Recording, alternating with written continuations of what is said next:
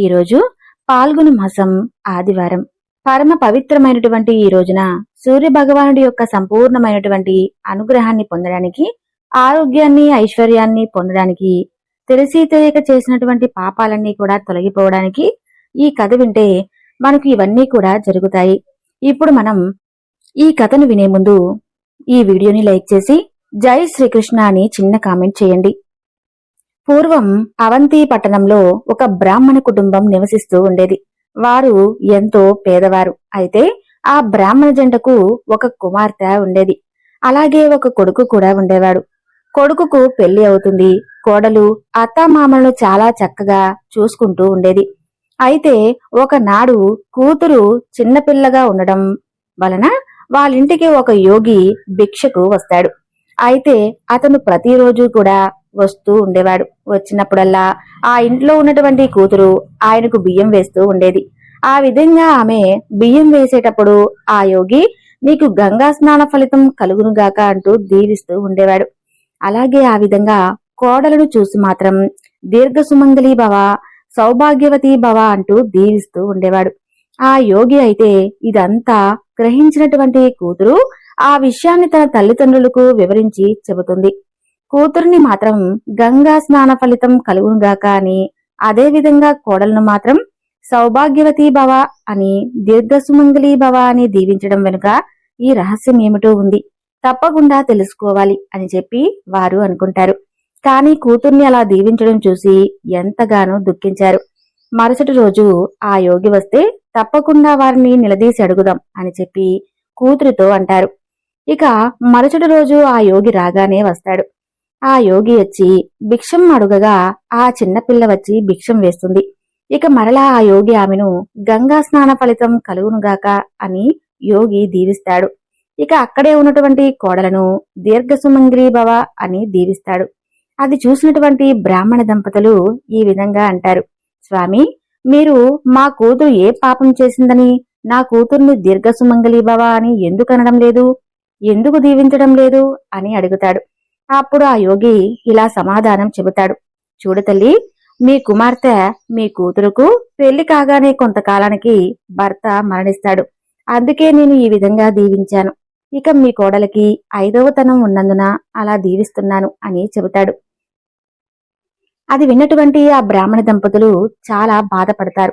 బోరున ఏడుస్తారు. కూతురు కాడ ఎంతగానో దుఃఖిస్తుంది. ఇక బ్రాహ్మణ దంపతులు ఆ యోగిని, ఓ స్వామి, కూతురు కష్టం నుంచి బయటపడేటువంటి ఉపాయం ఏదైనా ఉంటే చెప్పమని చెప్పి ప్రాధేయపడతారు. ఇక అప్పుడు ఆ యోగి ఇలా చెప్తాడు, చూడండి ఉత్తమ దంపతులారా, మీ కూతురుకు వివాహం అవుతుంది. అయితే ఆమెకు కొంతకాలానికి భర్త చనిపోతాడు.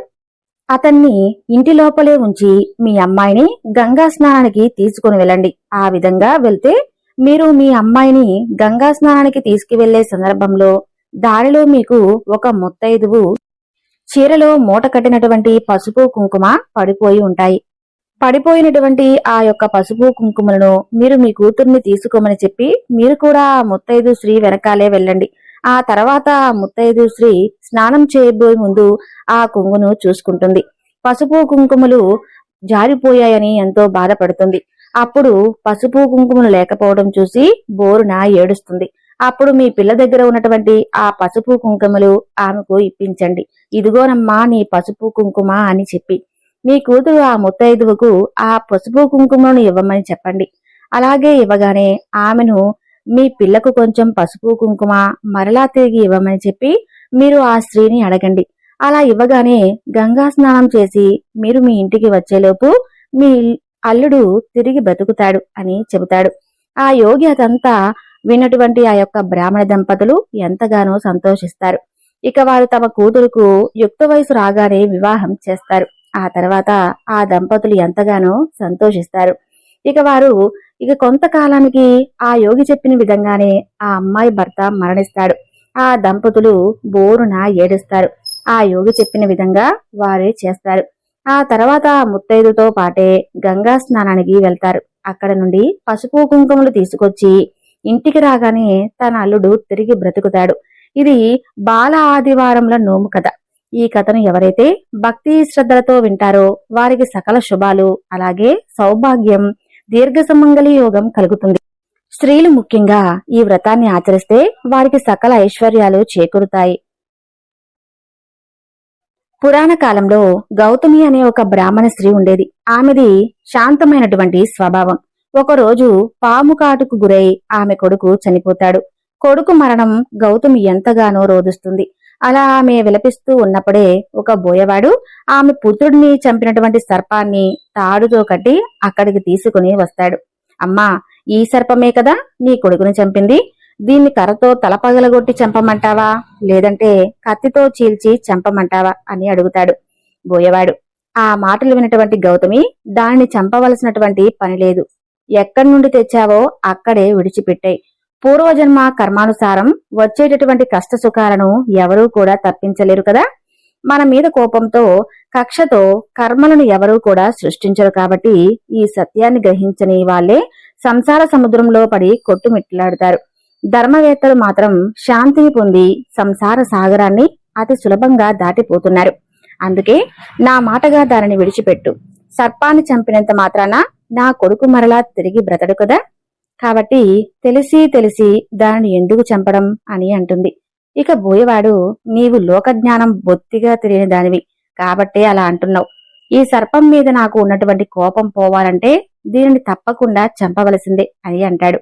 దానికి గౌతమి, నీ పేరు అర్జునుడే కదా, అంటే అర్థం తెలుసా? స్వచ్ఛమైన వాడు అని. నీ వంటి వాడు అంత క్రూరంగా ఆలోచించవచ్చా అని అడుగుతుంది. అప్పుడు ఆ బోయవాడు, మనుషులకు బాధ కలిగించేటటువంటి జంతువులను చంపడంలో ఏమిటమ్మా తప్పు? ఏ మాత్రం తప్పులేదు. పూర్వం ఇంద్రుడు వృత్తాసురుణ్ణి చంపాడు. పరమేశ్వరుడు దక్షుడి యొక్క యజ్ఞాన్ని ధ్వంసం చేశాడు. ఇది అంతే. దీనిని చంపితే పాపం ఏమిటి అంటారు. తనను చంపేస్తాడు అన్నటువంటి భయం ఆ సర్పానికి కలిగి, ఇందులో నా తప్పేమీ లేదు, మృత్యుదేవత నాకు ఆజ్ఞ వేసింది, ఆ యొక్క ఆజ్ఞ ప్రకారంగా నేను కాటు వేశాను. నాకు ఆమె కొడుకు మీద కోపమో లేదంటే పూర్వ వైరమో ఏమీ లేదు. ఈ రహస్యం తెలియక నువ్వు ఏదేదో అంటున్నావే అంటుంది. అప్పుడు ఆ బోయవాడు, ఓ సర్పమా, నీవు మృత్యుదేవత చేతిలో మణిముట్టువు, అయినా కాని కాటు వేసింది మాత్రం నువ్వే కదా అని అడుగుతాడు. అప్పుడు ఆ సర్పం, కుమ్మరివాడు కుండలు చేయడానికి మట్టెసారె కోల అవసరం ఉంటాయి. అవి లేకుండా అతను కుండలు చేయడేలు. అవి మాత్రమే కంటికి కనిపించేవి. బయటికి కనిపించినటువంటి పనితనం అతని చేతిలో ఉంటుంది.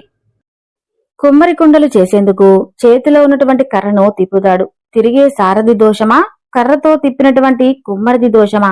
కేవలం మట్టి కోల సారలు కుండను తయారు చేయలేవు కదా. కుమ్మరి యొక్క చేతి నైపుణ్యం వలనే ఆ కుండ తయారవుతుంది. అలాగే ఈ బాలుడి విషయం కూడా భావించు. అతన్ని చంపేటటువంటి శక్తి స్వయంగా నాకైతే లేదు కదా అంటుంది. అప్పుడు ఆ బోయవాడు, విల్లుకాడును బాణం ఎక్కుపెట్టి శత్రువు మీద ప్రయోగిస్తే అది ఏం చేస్తుందిలే అని చెప్పి అవతల శత్రువు ఊరుకుంటూ చూస్తూ ఉంటాడా? తన దగ్గరకు రాకముందే ఆ బాణాన్ని విరిచేస్తాడు. వచ్చినటువంటి బాణాన్ని విరగ్గొడితే అది పాపం అవుతుందా? ఎవరో చంపమన్నారు కదా అని నీవు అన్యం పుణ్యం తెలియనటువంటి ఆమె కొడుకును చంపేశావు. అందుకే నిన్ను చంపినా కూడా పాపం అంటదు. అంతేకాకుండా మీరు మృత్యువు చేతిలో మనసు ఉన్నటువంటి సాధనాలు కాబట్టి ఇక ముందు మిమ్మల్ని తిరగనివ్వకూడదు. కంటికి కనిపించగానే చంపేయాలి అంటాడు మరింత కోపంతో. అప్పుడు ఆ సర్పం మరింతగా భయపడిపోతూ, నువ్వు చెప్పిన విధంగా మేమంతా కూడా బుద్ధి కలగనటువంటి సాధనాలు అయి ఉండొచ్చు. యజ్ఞాలను అలాగే పురోహితులు చేయిస్తారు. వారు చేయించినటువంటి హోమాల ఫలితం యజమానికే చెందుతుంది కానీ పురోహితులు తీసుకోరు కదా. అలాగే బుద్ధి ఉన్నటువంటి సాధనాలమైనటువంటి మా పని కూడా అప్పచెప్పిన పని చేయటమే, ఫలితం మాది కాదు సుమా అంటుంది. వాళ్ళ సంభాషణ జరుగుతూ ఉండగా మృత్యుదేవత అక్కడికి వస్తుంది. వాళ్ళతో, ఇదిగో నా మాటలు వినండి. సర్పాను నేను పంపినట్లే యముడు కూడా నన్ను పంపించాడు. నేను యముడి యొక్క ఆజ్ఞనే పాటించాను. నేను ఈ సర్పం కూడా ఆమె కొడుకు చావుకు కారణమైతే కాదు. సూర్య చంద్రాగ్నులు, పంచభూతాలు మొదలైనటువంటి వాటి కదలికలని కూడా కాలస్వరూపుడైనటువంటి ఆ దేవుడి చేతిలో ఉన్నటువంటి పనులు. ఇంతకన్నా మేము ఏం చెప్పలేం. మా ఇద్దరిలో దోషం లేదు అని అంటుంది. అప్పుడు ఆ సర్పం, ఓ మృత్యుదేవత, నీ మీద ఆరోపించానని నేరుగా యముడి మీద తప్పు మోపుతున్నావు. ఆయన మీద తప్పు మోపడానికి కాని తప్పు లేదనడానికి కాని నేనెవరని? పాపగతిని గురించి మాట్లాడడానికి ఆలోచించడానికి నాకు సత్తా కూడా లేదు అంటుంది. అప్పుడు ఆ బోయవాడు, మీరిద్దరూ కూడా పాపానికి వశమైనటువంటి మనసు కలవాళ్ళు. మీరు ఎన్ని చెప్పినా కూడా నా మనసు అయితే మారదు. మీరు అలా అన్నంత మాత్రాన నేనేమీ వెనక్కి తగ్గను అంటూ వారితో వాదిస్తూ ఉంటాడు. అప్పుడు ఆ సర్పం మృత్యుదేవత ఇద్దరూ కూడా తమ తప్పు లేదంటూ, తప్పంతా కూడా కాలానికి లోబడి నడుస్తుందంటూ బోయవాడితో చెబుతూ ఉండగా అక్కడికి సాక్షాత్తు యమధర్మరాజు వస్తారు.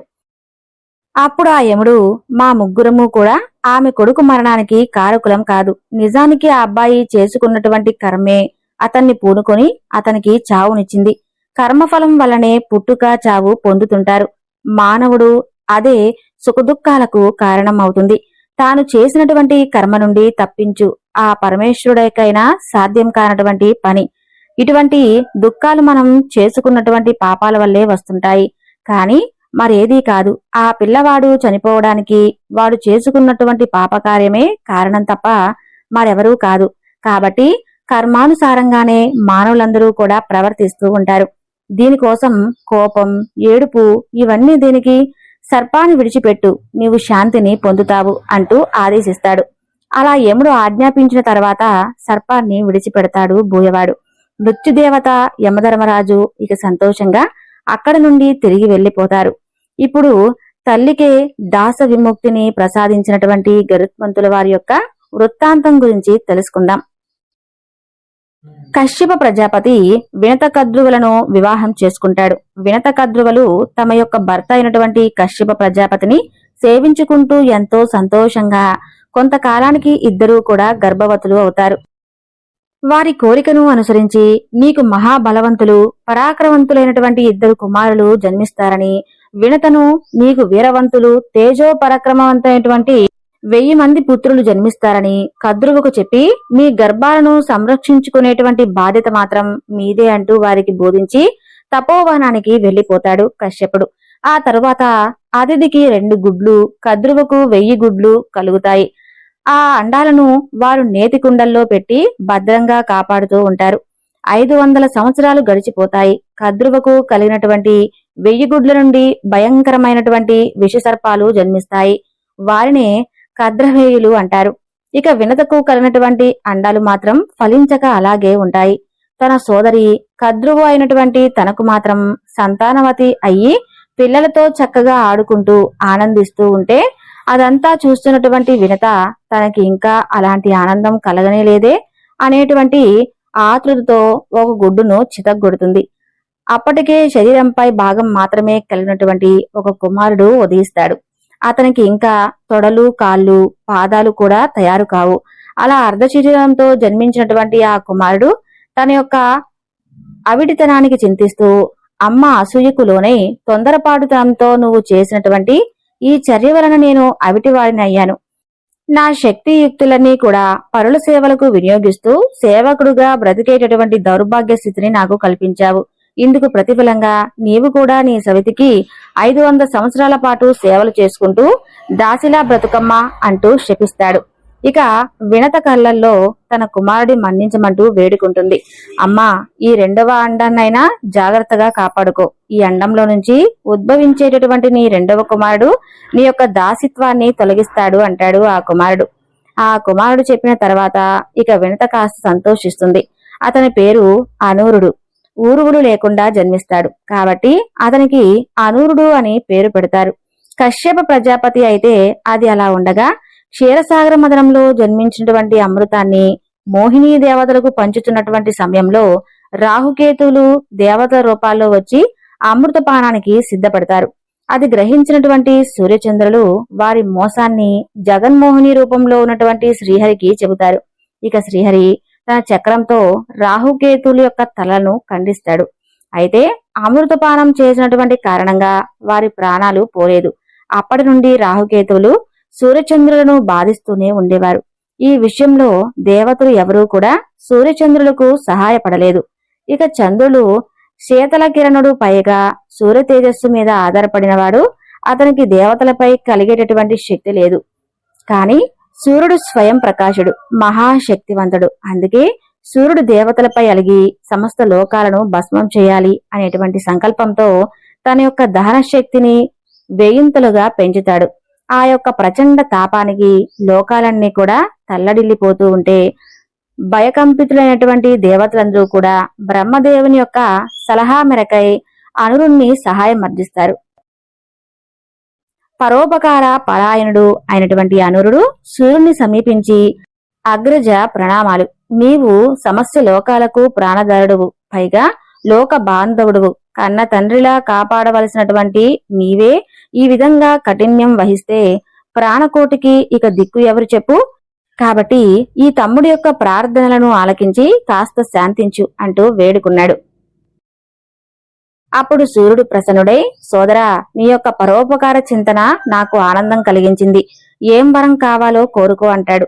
అప్పుడు అనూరుడు, అగ్రజ, కన్న తల్లి తొందరపాటు కాదు కారణంగా నేను ఈ విధంగా అవిటివాడిగా జన్మించాను. ఈ సృష్టి సౌందర్యాన్ని అంతటినీ కూడా చూస్తూ సంచరించాలనేదే నా కోరిక. కాబట్టి నీ యొక్క రథసారథిపై నా కోరిక తీర్చుకుంటాను, నన్ను అనుగ్రహించు అంటాడు అనూరుడు. ఇక సూర్యుడు అందుకు అంగీకరిస్తాడు. నాటి నుండి అనూరుడు సూర్యుని యొక్క రథసారథిగా అవుతాడు. అనూరుడి భార్య సేని, వీరిద్దరికీ కలిగినటువంటి వారే సంపాతి, జటాయువు. వినత తన రెండవ అండాన్ని జాగ్రత్తగా కాపాడుకుంటూ వస్తుంది. మరో 500 సంవత్సరాలు గడిచిన తర్వాత ఆ అండం నుండి గరుత్మంతుడి ఉద్భవించి ఆకాశానికి ఎగిరి భక్తిగా తల్లికి నమస్కరిస్తాడు. వినత సంతోషంగా కుమారుణ్ణి దీవిస్తుంది. అయితే మహాశక్తివంతుడైనటువంటి గరుత్మంతుని చూసి కద్రువ హృదయం అసూయతో దహించుకుపోతుంది. తగినటువంటి సమయం కోసం ఎదురు చూస్తూ ఉంటుంది. అలా ఒకనాడు వినత, కద్రువలు సాగర తీరానికై విహారానికి వచ్చి దూరంగా తిరుగుతూ ఉన్న ఉచ్చేస్రవం అనేటువంటి ఒక గుర్రాన్ని చూస్తారు. ఆ గుర్రం పూర్తిగా తెల్లగా ఉందని, వినత తోక దగ్గర నల్లగా ఉందని కద్రువ వాదులాడుకుంటూ ఉంటారు. ఈ విషయంలో ఇద్దరి మధ్య పంతం పెరిగి ఓడిన వారు గెలిచిన వారికి దాస్యం చేయాలని పందాన్ని నిర్ణయించుకుంటారు. ఇక ఆ రోజు చీకటి పడినటువంటి కారణంగా మరునాడు వచ్చి ఆ యొక్క గుర్రాన్ని పరీక్షించాలనుకుని ఇద్దరు కూడా ఇంటికి వెళ్లిపోతారు. కద్రువ తన యొక్క సంతానమైనటువంటి పాములను పిలిచి తమ పందెం గురించి చెప్పి, మీలో ఎవరైనా కాని వెళ్లి ఆ యొక్క గుర్రం తోకకు చుట్టుకొని నల్లగా కనిపించండి అంటూ ఆజ్ఞాపిస్తుంది. ఇక సర్పాలు ఆ యొక్క మోసకార్యం చేయడానికై ఏమాత్రం ఒప్పుకోరు.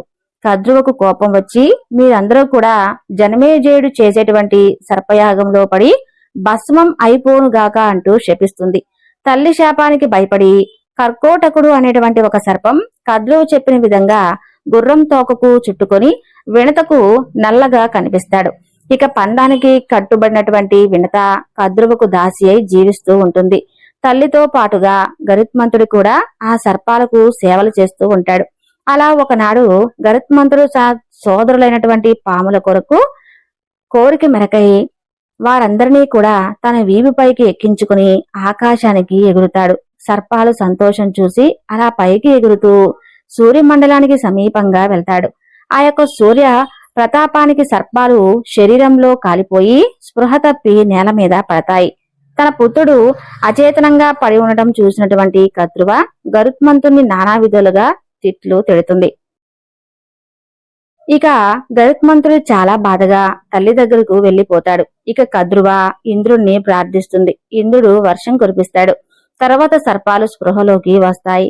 కద్రువ కూడా సంతోషిస్తుంది. ఇక గరుత్మంతుడు తల్లిని చేరి, మనం ఎందుకమ్మా దాస్యం చేస్తూ జీవించాలి అని అడుగుతాడు. అప్పుడు వినత తమ యొక్క పందెం కథ అంతా చెప్పి దాస్య విముక్తిని తగినటువంటి మార్గాన్ని చెప్పమంటూ, నువ్వే నీ పిండమ్మను అడుగు అని చెబుతుంది. ఇక గరుత్మంతుడు కద్రువును చేరి తనకు దాస్యం తొలగేటటువంటి మార్గం చెప్పమంటూ అడుగుతాడు. కద్రువ బాగా ఆలోచించి అమృతాన్ని గనక తెచ్చేసి ఇస్తే మీ దాస్యం తొలగిపోతుందని చెబుతాడు. అప్పుడు గరుత్మంతుడు తన తల్లి దగ్గరకు వచ్చి, అమృతం తేవడానికి వెతుకుతున్నాను, నాకు ఆహారం కావాలి, ఎక్కడ దొరుకుతుందో చెప్పమ్మా అని అడుగుతాడు. కుమారా, సాగర మదనంలో నిషాదులు ఉన్నారు, వారిని ఆహారంగా తీసుకో. అయితే వారిలో బ్రాహ్మణులు ఎవరైనా ఉంటే అతన్ని మాత్రం విడిచిపెట్టు. ఎందుకంటే బ్రాహ్మణ కోపం అగ్ని కంటే విషం కంటే భయంకరమైనది అని చెబుతుంది.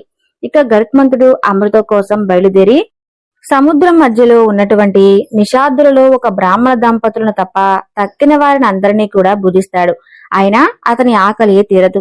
వెంటనే ఎగురుతూ వెళ్లి తన తండ్రి అయినటువంటి కశ్యపుడిని కలిసి అతనికి నమస్కరించి ఆకలి తీరేటటువంటి మార్గం చెప్పమంటూ అర్జిస్తాడు.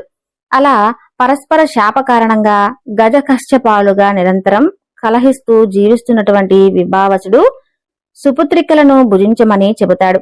కశ్యపుడు ఇక గరుత్మంతుడు ఒక కాలితో ఏనుగును మరొక కాలితో తాబేలును పట్టుకుని ఆకాశానికి ఎగిరి వాటిని తినేందుకై తగినటువంటి ఒక వృక్ష శాఖపై వాలుతాడు. అతని బరువుకు ఆ యొక్క వృక్ష శాఖ విరిగి కింద పడుతూ ఉంటే ఆ యొక్క వృక్షముకు తలకిందులుగా వేలాడుతూ తపస్సు చేస్తూ ఉన్నటువంటి వాలికియా మహర్షులను చూసి ఆ యొక్క వృక్షంను తన నోటితో పట్టుకుని తన తండ్రి అయినటువంటి కశ్యపుడు దగ్గరకు వెళ్లి ఆకాశంలో నిలబడతాడు. గరుత్మంతుని యొక్క దీనస్థితి గమనించినటువంటి కశ్యపుడు వాలకిలను ప్రార్థిస్తాడు. ఇక వారు ఆ యొక్క వృక్షశాఖ వదిలి మరొక చోటికి వెళ్లిపోతారు. ఆ తర్వాత ఆ చెట్టు కొమ్మను హిమాలయాలలో విడిచిపెట్టి ఆ యొక్క గజకచ్చ పాలను భుజించి అమృతం కోసం స్వర్గాన్ని చేరుకుంటాడు. గరుత్మంతుడు ఇక అమృతపహారం కోసం అతని మీదకు దేవ సైన్యాన్ని పంపిస్తాడు. గరుత్మంతుడు దేవ సైన్యాన్ని చిత్తుగా ఓడించి ఆ అమృత కలశాన్ని సమీపిస్తాడు. అమృత కలశానికి రక్షణగా ఒక దివ్య చక్రం తిరుగుతూ ఉంటుంది. గరుత్మంతుడు సూక్ష్మ రూపాన్ని ధరించి చక్రరథంలో నుండి అమృత కలశం దగ్గరకు దిగుతాడు. ఆ కలశానికి రక్షణగా 2 భయంకర సర్పాలు ఉంటాయి. గరుత్మంతుడు తన యొక్క రెక్కల వేగంతో ఆ సర్పాల కళ్ళల్లో దుమ్ము కొట్టి వారిని సంహరించి ఆ యొక్క అమృత కలశాన్ని తీసుకుని బయలుదేరుతాడు. అతను అమృతం లభించగా కూడా తాగలేదు. తన తల్లి దాస్య విముక్తి కోసమై అమృత కలశంతో ఆకాశ మార్గంలో వస్తూ ఉంటాడు. గరుత్మంతుని యొక్క కార్యదీశకు సంతోషించినటువంటి శ్రీ మహావిష్ణువు అతని ముందు ప్రత్యక్షమై, గరుత్మంత, నీకు ఏం వరం కావాలో కోరుకో, తప్పక ప్రసాదిస్తాను అని అంటాడు. అప్పుడు గరుత్మంతుడు, ప్రభు, మీ సేవా భాగ్యం కన్నా మించినటువంటి వరం ఇంకోటి ఉంటుందా? నన్ను మీ వాహనంగా ధ్వజ చిహ్నంగా స్వీకరించండి స్వామి. అలాగే ఈ అమృతం తాగకుండానే నాకు జన మరణాలు లేకుండా అనుగ్రహించండి అంటూ వేడుకుంటాడు. అప్పుడు శ్రీ మహావిష్ణువు ఆ వరాలను అనుగ్రహించి అక్కడ నుండి అంతర్ధానమవుతాడు. గరుత్మంతుడు అమృత కలశంతో మహావేగంగా తిరిగి వస్తూ ఉంటాడు. అతన్ని అడ్డగించాలని ఇంద్రుడు వజ్రాయుధాన్ని పంపిస్తాడు. అది చూసి గరుత్మంతుడు ఇంద్రుడితో పరిహారసంగా దేవేంద్ర ఆయుధం తీర్చి మహర్షి వెన్నెముకతో తయారవుతుంది కదా, కాబట్టి ఆయుధాన్ని అవమానించలేను, అందుకే ఒక ఈకను నీ ఆయుధానికి బలి చేస్తున్నాను అంటూ ఒక ఈకను విడిచిపెడతాను. అది చూసినటువంటి దేవర్షులు గరుత్మంతునకు సుపర్ణుడు అనేటువంటి బిరుదుని ఇస్తారు. గరుత్మంతుని యొక్క శక్తిని గుర్తించినటువంటి ఇంద్రుడు, పక్షింద్ర, మహత్తరమైనటువంటి నీ బలం ఏ పాటిదో తెలుసుకోవాలని ఉంది అని అడుగుతాడు. అప్పుడు గరుత్మంతుడు, మహేంద్ర, అంతరిక్షంలో కదలాడు పడేటువంటి చతుర్దశ బోనాలను ఒక్క రెక్కతో మోయగలిగినటువంటి శక్తి నాకు ఉంది తెలుసా అంటాడు గరుత్మంతుడు. అది విన్నటువంటి ఇంద్రుడు సంతోషించి, కేంద్ర శ్రీహరి అనుగ్రహించినటువంటి వరం వలన నీకు ఈ అమృతంలో పనిలేదు కదా, కాబట్టి నాకు ఈ అమృత కలశాన్ని ఇచ్చేయవచ్చు కదా అని అడుగుతాడు. చూడు దేవేంద్ర, నా తల్లి దాస్య విముక్తి కోసం ఈ అమృతం తీసుకుని వెళ్తున్నాను. ఈ కలశాన్ని ఎవరికి ఇవ్వకుండా పవిత్ర స్థలంలో ఉంచి మా పినతల్లికి చెప్పి నా తల్లిని దాస్య విముక్తురాలను చేసి వెళ్లిపోతాను. ఈ అమృతం ఇతరులు ఎవరూ కూడా తాగకుండా హరించి తీసుకుని పోయే బాధ్యత నీదే సుమా అంటాడు గరుత్మంతుడు. ఇక ఇంద్రుడు అందుకు సమ్మతించి అతనితో స్నేహబంధం ఏర్పరచుకుని సర్పాలకు అతనికి ఆహారంగా వరమిచ్చి అక్కడ నుండి వెళ్లిపోతాడు.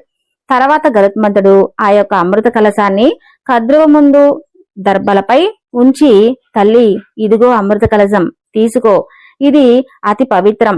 నా సోదరులైనటువంటి నీ పుత్రుడు సాగర జలాలలో శుచిస్థానులై తర్వాత ఈ స్వీకరించాలి. నేటితో నా తల్లి దాస్య విముక్తురాలయ్యింది, మాకు స్వేచ్ఛను ప్రసాదించు అంటూ పలుకుతాడు. అందుకు సంతోషించినటువంటి కద్రువ వినతను దాస్య విముక్తురాలను చేస్తుంది. తర్వాత గరుత్మంతుడు తన తల్లిని కశ్యపుడికి అప్పగించి శ్రీహరిని సేవించుకోవడానికై వైకుంఠాన్ని చేరుకుంటారు. శ్రీహరి వాహనమైనటువంటి గరుత్మంతుని యొక్క ఆశీస్సులు మనందరికీ కూడా కలుగునుగాక. ఇదే గరుత్మంతుల వారి యొక్క వృత్తాంతం. చూశారు కదండి. ఈ వివరణ మీకు నచ్చినట్లయితే తప్పకుండా లైక్ చేయండి. సర్వే జన సుఖినో భవంతు.